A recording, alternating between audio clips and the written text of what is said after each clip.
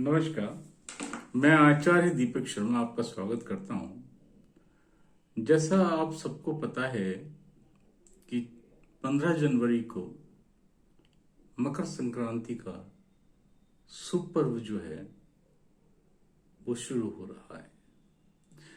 मकर संक्रांति का शुभ पर्व मतलब कि सूर्य महाराज अपने पुत्र शनि महाराज की राशि में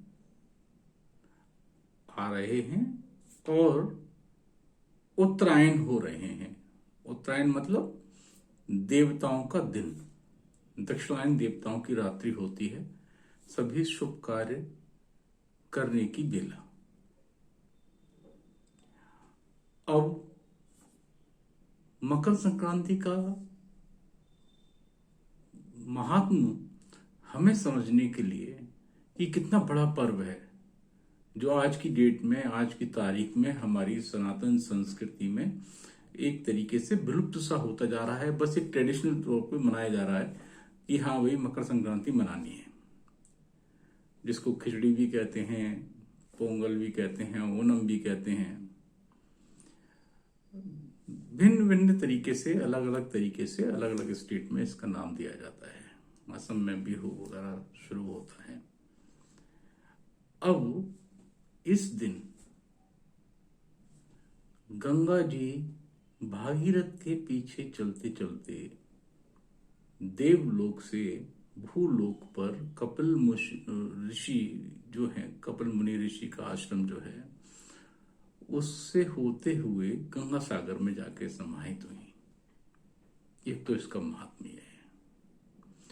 दूसरा, संक्रासुर नामक एक राक्षस था जिसका देवी संक्रांति ने वध किया, इसीलिए इसे देवी संक्रांति पर्व भी कहा जाता है। तीसरा, हमारे दो आयन होते हैं, एक उत्तरायण और एक जो है दक्षिणायन। सूर्य का आगमन मकर राशि में प्रवेश करते ही उत्तरायण शुरू हो जाते हैं, मकर संक्रांति पर, जिसमें बसंत ऋतु का भी एक आगमन या आरंभ शुरू हो जाता है मकर संक्रांति के दिन। पुण्य कमाने के लिए नाना प्रकार के यत्न प्रयत्न अपनी सामर्थ्य के अनुसार इस भूलोक पर सभी जीव करते हैं। मनुष्य को घी, उड़द की दाल, तिल, चावल जिसको हम खिचड़ी कह सकते हैं, कंबल, गुड़ इत्यादि का दान, जो अन्न का है वो धातु में सोना, चांदी, हीरे, मोती, जवाहरात में मानिक, नीलम, ये करना बताया गया है। अब बहुत दिनों से एक चीज आपने भी नोट की होगी कि हर त्योहार वो 2 दिन का मनाया जाने लगा है।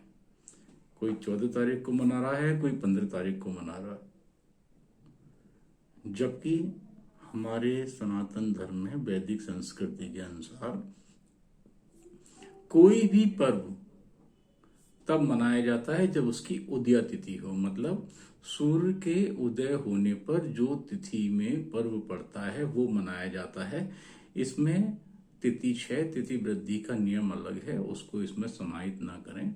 मतलब सूर्य उदय के समय जो तिथि होती है उसमें जो पर्व पड़ता है उसकी हम मान्यता है।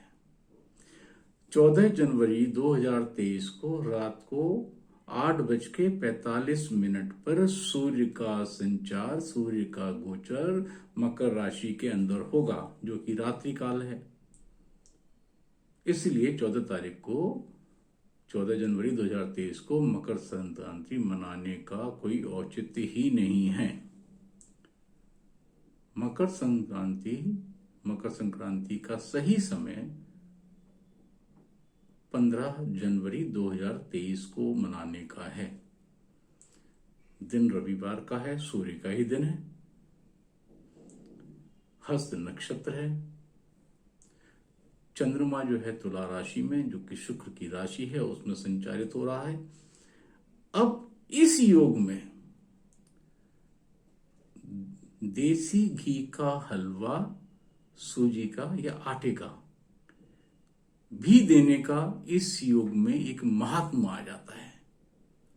तो जो खिचड़ी का, तिल का, कंबल का, घी का, फलों का दान ना कर पा रहे हो, वो हलवे का भी दान करें तो वो ही महात्म प्राप्त होगा जो औरों को हो रहा है।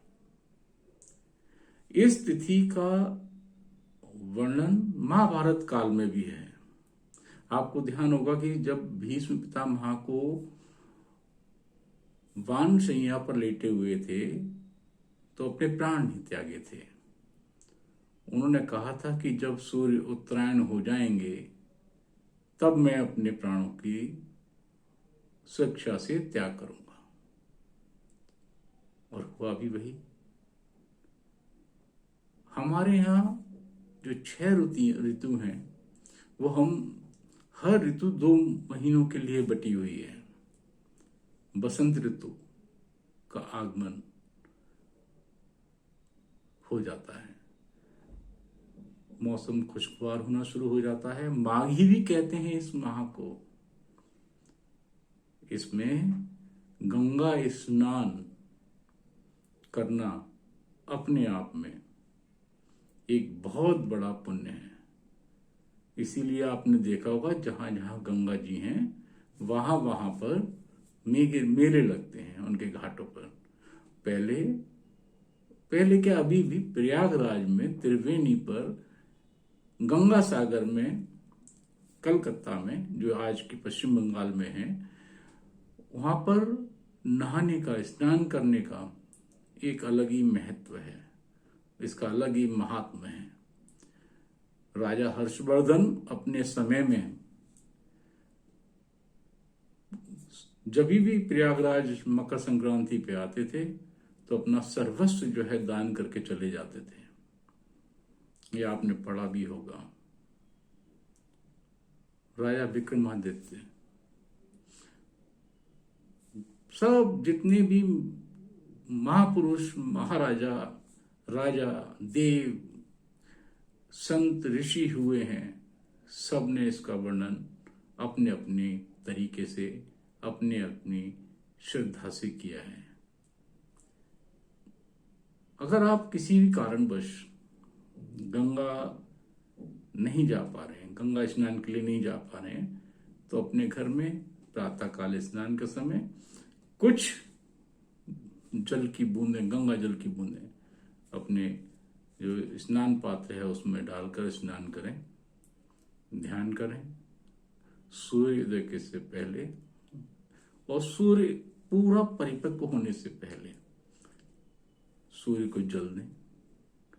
मध्याह्न काल में, अभिजीत मुहूर्त में आप ऐसे ले सकते हैं कि 11:45 से 12:12 15 मिनट तक आप इसको अपना दान करें, जो आपको दान देना है। मीठे का पर्व है, मीठा बोलें, मृदुभाषी हों और सबकी दीर्घायु की और निरोगी होने की कामना करें।